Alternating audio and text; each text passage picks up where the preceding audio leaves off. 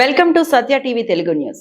పవిత్ర బంధం పతనం, అక్రమ సంబంధాల మాయలో ముగ్గురితో భార్య బంధం, తట్టుకోలేక సాఫ్ట్వేర్ ఇంజనీర్ ఆత్మహత్య, హుస్సేన్ సాగర్ లో విషాదం, భార్య ప్రైవేట్ వీడియోలు ఇన్స్టాగ్రామ్ లో ప్రత్యక్షం, 19 పేజీల సూసైడ్ నోట్ రాసి బలవన్ మరణ, ముగ్గురు అరెస్ట్. సీతారాం ఆత్మహత్య కేసులో నిందితురాలు రేణుకతో పాటు 2 ప్రియులను అదుపులోకి తీసుకున్న పోలీసులు.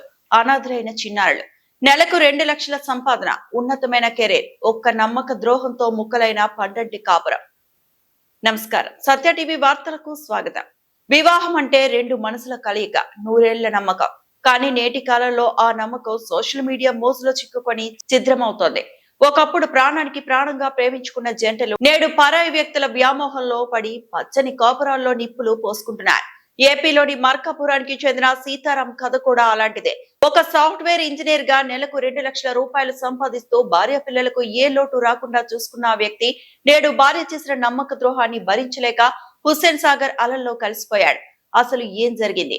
ఆ 19 పేజీల సూసైడ్ నోట్ లో ఆయన వ్యక్తం చేసిన ఆవేదన ఏంటి? ఇప్పుడు చూద్దాం. కట్టుకున్న భర్త, కళ్ళ ముందు 2 పిల్లలు, సమాజంలో గౌరవం, దేనికి లోటు లేదు. కానీ రేణుకకు ఇవేవీ సరిపోలేదు.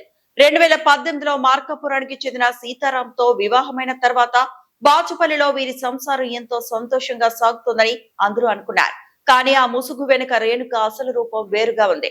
సీతారాం ఆఫీస్ పనుల్లో బిజీగా ఉంటే రేణుక మాత్రం సోషల్ మీడియా పరిచయాలతో అక్రమ సంబంధాలకు తెరలేపింది.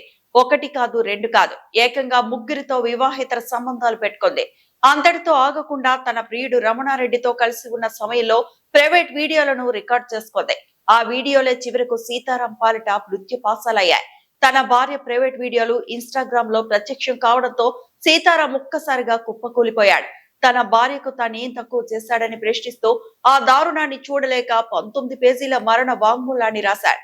నా భార్యకు ఏం కావాలి? ప్రేమనా లేక శృంగారమా అంటూ ఆయన రాసిన అక్షరాలు చదువుతుంటే ఎవరికైనా కన్నీళ్లు ఆగవు.